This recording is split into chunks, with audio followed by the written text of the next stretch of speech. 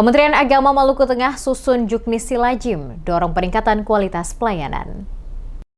Kantor Kementerian Agama atau Kemenak Kabupaten Maluku Tengah menyusun petunjuk teknis atau juknis optimalisasi layanan ibadah haji yang mengedepankan nilai cinta dan prinsip haji 5M atau Silajim. Penyusunan ini dilakukan dalam rapat yang digelar pada Jumat 11 Juli 2025.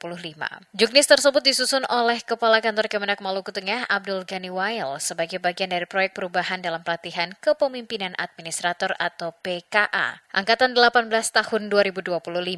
Abdul Ghani menyampaikan bahwa penyusunan juknis ini merupakan langkah awal menuju lahirnya peraturan daerah atau Perda Haji yang bertujuan memperkuat tata kelola layanan haji di wilayah Maluku Tengah. Ditegaskan dengan jumlah penduduk muslim terbesar di Provinsi Maluku, Maluku Tengah memerlukan peningkatan kualitas layanan dan tambahan kuota haji. Yang menekankan bahwa upaya ini bukan hanya menyangkut teknis pelayanan, tetapi juga membangun haji sebagai penggerak ekonomi umat dan sarana pemersatu bangsa.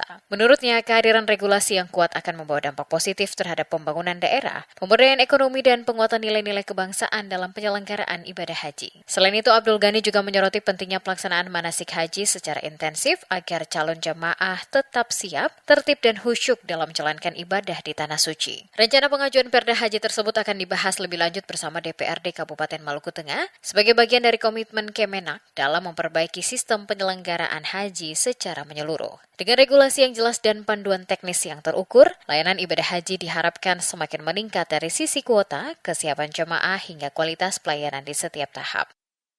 RSP yang merupakan rutinitas dari kerja-kerja tim yang telah dibentuk oleh Kepala Kantor Kementerian Agama Kabupaten Maluku Tengah dengan tujuan menghadirkan sebuah produk hukum dalam rangka melakukan pelayanan haji di Kabupaten Maluku Tengah.